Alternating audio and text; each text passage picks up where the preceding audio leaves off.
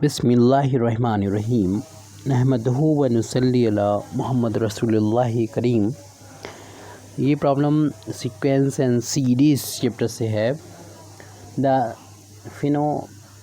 Fibonacci sequence is defined by 1 is equal to a1 is equal to a2 and an is equal to an minus 1 plus an minus 2 n greater than 2, यानी n greater than 2 के लिए हमें इस फार्मूले का use करना है और a1 और a2 की वैल्यू हमको गिवन है।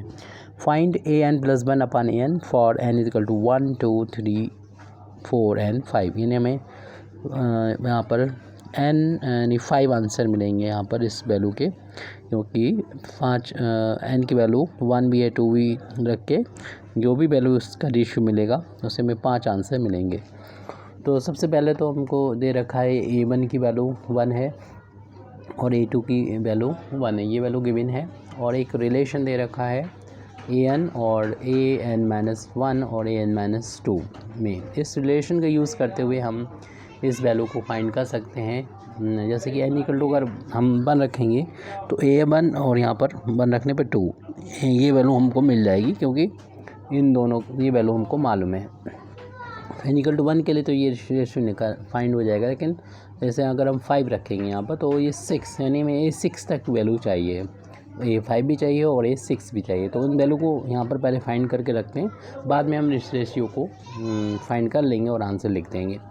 तो पहले तो 1 और 2 तो मालूम है a1 और a2। अब हम a3 की वैल्यू को फाइंड करने के लिए इस इक्वेशन नंबर 1 में हम a2 की वैल्यू को पुट कर देंगे। तो इक्वेशन नंबर 1 में a2 की वैल्यू को पुट करने पर तो putting n is equal to 3 in equation number 1। तो इसमें n इक्वल टू 3 रख रहे हैं, जहाँ पर भी n मिलेगा वहाँ पर हम यहाँ पर 3 रख रहे हैं, तो 3 माइनस 1 करना होगा। यहाँ पर भी n की जगह पर 3 रख रहे हैं, 3 माइनस का 2 है। ये इक्वेशन नंबर 1 में हमने n बराबर 3 पुट किया, तो इससे हमें मिलेगा 3 में से 1 माइनस होगा तो a2 मिलेगा। a2 की वैल्यू हमको गिवन है और इस तरीके से 3 में से 1 माइनस होगा, a1 की वैल्यू भी हमें गिवन है। इस तरीके से हम a3 की वैल्यू को फाइंड कर लेंगे। a1 और a2 दोनों की वैल्यू 1 1 है, तो यहाँ पर 1 1 पुट करने पर हमको a3 की वैल्यू मिल गई 2 के इक्वल है। अब हम a4 की वैल्यू को फाइंड करेंगे, उसके लिए हमें पुट करना होगा putting n is equal to 4 in equation number 1 n equal to 4 put कर देंगे यहाँ पर, तो हमको वैल्यू मिलेगी a4 is equal to a4 minus 1, यानी डायरेक्ट 3 कर दीजिए आप, n की जगह 4 रखने पर ये 4 माइनस 1 3 हो जाएगा। ऐसे 4 माइनस 2 करेंगे तो 2 आ जाएगा a2। अब हमें वो सभी वैल्यू मिलती जाएंगी जो हमको मालूम है, यानी a3 की वैल्यू अभी जो फाइंड की थी 2 आ गई थी, वो लिख देंगे, और a2 की वैल्यू तो गिवन थी 1, तो इस तरीके से हमें 3 मिल गया a4 की वैल्यू। ऐसे ही a5 की वैल्यू और 6 तक हमें चाहिए होगी, क्योंकि आपको मालूम है n बराबर जब 5 रखेंगे तो ये 6 बनेगा, तो हमें मैक्सिमम वैल्यू चाहिए है a6 तक। तो अब हम पुट करेंगे putting n is equal to 5 in equation number 1। Equation number 1 में पुट करा तो a5 इज इक्वल टू मिलेगा a4 प्लस a3 मिलेगा, और क्योंकि आपने n बराबर 5 रखा, 5 में से 1 माइनस हुआ तो 4 आ गया, और यहाँ से 5 रखा तो 5 माइनस 2 3 आ गया, तो वही हमने यहाँ पर लिखा हुआ है।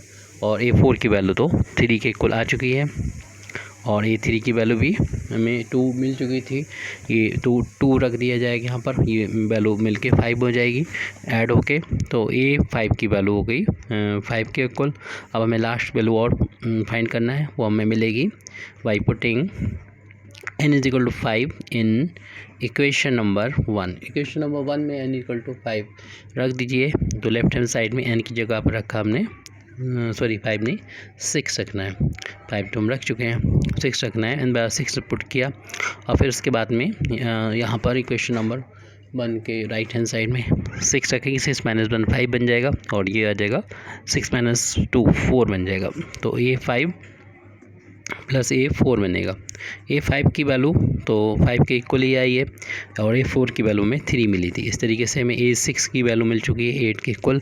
अब जो रेशियो हमसे फाइंड करने को बोला गया तो वो हमें मिल जाएगा कि हमको कहा गया था कि n+1 अपान ए एन की वैल्यू बताइए। तो n बराबर अगर 1 की बात करें तो उसमें n बराबर रखने पर ये a 1+1 और यहाँ पर a1 हो जाएगा, यानी a2 अपान a1 हो जाएगा। और a2 की वैल्यू गिवन थी 1 और a1 की वैल्यू 1 थी, 1 अपान 1 1 आ जाएगा, यानी ये हो जाएगा n=1 के लिए an+1 अपान an की वैल्यू 1 के इक्वल आ जाएगी। अब हमको n बराबर 2 के लिए भी an+1 अपान an की वैल्यू फाइंड करना है। तो यानी n की वैल्यू हम यहाँ पर जब 2 रखेंगे तो 2+1 और ये 2 हो जाएगा। आप डायरेक्ट भी ये 3/2 कर सकते हैं, और क्योंकि हम a3 की वैल्यू फाइंड कर चुके हैं, पीछे देखिएंगे 2 आएगा, ये 1 था, ये 2 के बराबर आ गया। यानी ये n+1 अपान an की वैल्यू है, लेकिन जब n की वैल्यू 2 है तब। अब an+1 की वैल्यू an+1 अपान an, इस रेशियो की वैल्यू n=3 के लिए हम फाइंड कर रहे हैं, यानी फॉर n=3। तो जहाँ पर भी n 3 रखेंगे तो 4 अपान ये 3 आ जाएगा। a4 की वैल्यू हम लोगों ने फाइंड की थी 3 के इक्वल, और a3 की वैल्यू फाइंड की थी 2 के इक्वल दिए, तो एक आंसर ये मिल गया। जिस तरीके से हम an+1 अपान an की वैल्यू अगेन फाइंड करेंगे, और ये n= आपकी किसके लिए होगा, 4 के लिए होगा, फॉर n=4। जब 4 रखेंगे तो यहाँ पर 5 बनेगा और अपान में 4 बनेगा।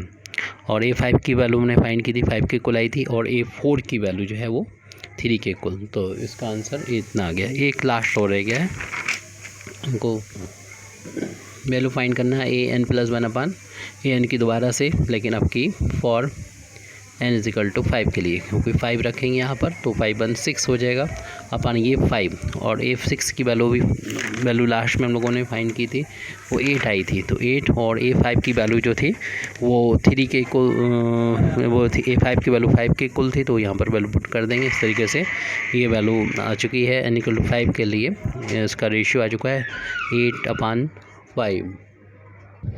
वाखिर दावाना अल्हम्दुलिल्लाहि रब्बिल आलमीन।